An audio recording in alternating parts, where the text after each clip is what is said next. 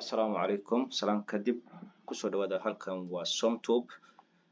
waxaan soo gudbin doonaa cashiro ku saabsan python cashiradan waxay ku bixi doonaan af Soomaali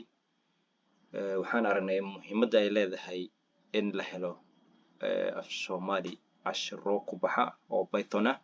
sidaa daraadeed halkan waxaad kala socon doontaa cashiro python ah cashiradaasi ruuxa raba inuu qaato wuxuu u baahan yahay inuu haysto computer accessna u leeyahay internet cashiradaasi waxaan u qaybinay laba qaybood qaybta koowaad waa asaasiyaadka luqadda waxaa fahmi doontaa waxyaabaha aasaaska u ah luqadda waxaadna awood u yeelan doontaa inaad qorto python ama program aad samayn karaysid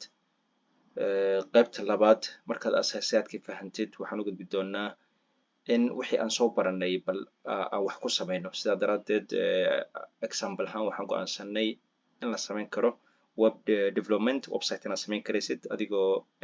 website-kaagu noqonaya mid domainkii leh hostigiina leh laga caawinayo inaad baratid haddaadan horay oola soconin haddaba soo jeedintaas sidaad u aragtaa fikirkaagu waa noo muhiim commentiga nagula wadaag insha allah qaybta koobaad asaasiyaadka luqadda lagu baranayo waxaan ku bilaabi doonaa sida caadiga ah luqadaha lagu bilaabo hello world kadibna waxaan ku xigsiin doonaa data typeski adoo baran doona variableski iyo listigii iyo stringski iyo operationada plusty iyo minusty iyo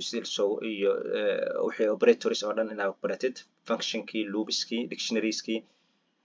wixii asaasiyaad luqadda u ahaa ee kuugu muhiimsanaa ayaad u baahneed oo dhan inaad fahantid qaybta labaad markii aad baratay luqaddii waxaan dhisi doonaa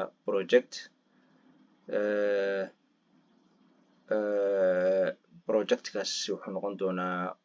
website haddaba nagu xidhnow lana soco halkan insha allah